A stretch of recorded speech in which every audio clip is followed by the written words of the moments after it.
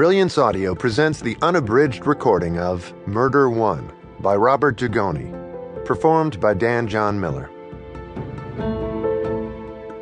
To James Fick, an excellent attorney, a better brother-in-law, and a great friend, I am grateful for all that you have done to support me. Peace and blessings. The credit belongs to the man who is actually in the arena. If he fails, at least he fails while daring greatly, so that his place shall never be with those cold and timid souls who know neither victory nor defeat. Theodore Roosevelt. 1. Friday, September 2nd, 2011. United States Federal District Court, Seattle, Washington. She stood resolute, head held high, refusing to so much as flinch.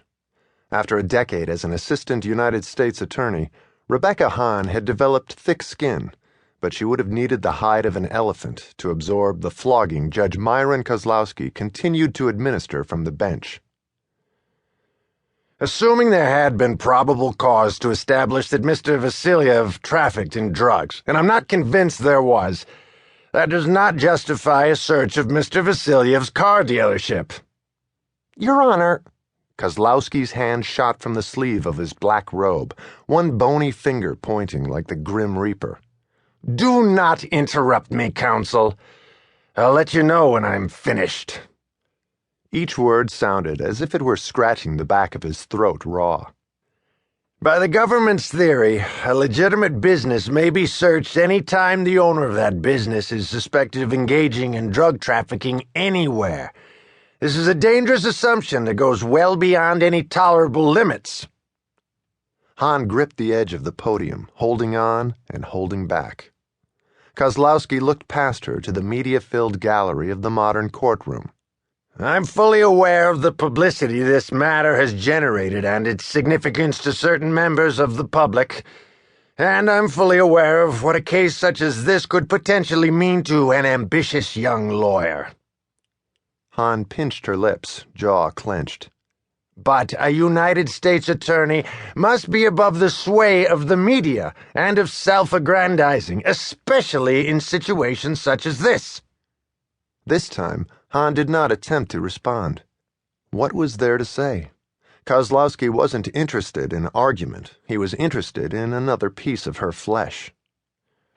Overbroad warrants that authorize the search of every square inch of a defendant's place of business are the type of general searches specifically prohibited by the Fourth Amendment and abhorred by the colonists.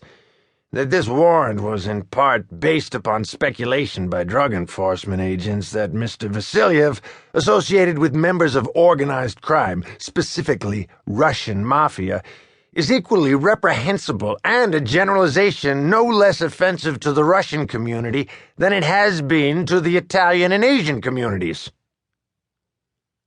Kozlowski massaged his brow with his thumb and middle finger, leaving his eyebrows like tufts of untended lawn. His face resembled a malnourished Midwestern scarecrow, skin stretched over sharp features, wrinkled at the neck, and tucked beneath the white collar protruding above his robe.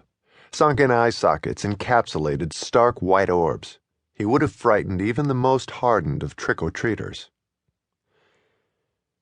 You've really given me no choice in this matter. As far as I'm concerned, the U.S. Attorney's Office has no one to blame but itself. With a little more diligence, these problems could have been avoided. He shuffled the papers and scratched a pen across a page as he spoke. I'm granting the defendant's motion to suppress. At Kozlowski's pronouncement, Philip Vasilyev sat up in his chair at the counsel table, grinning as he ran a hand over his neatly shaved head. The ruling would prohibit the government from introducing at trial much of the evidence the DEA had gathered during a raid of Vasilyev's used car dealership in Renton, Washington. Without the heroin and the incriminating statements, the government had no case, and everyone in the courtroom knew it. Kozlowski rapped his gavel and retreated to his chambers before his bailiff had finished commanding the room to rise. Hahn seethed, watching Vasilyev pick an imaginary piece of lint from the lapel.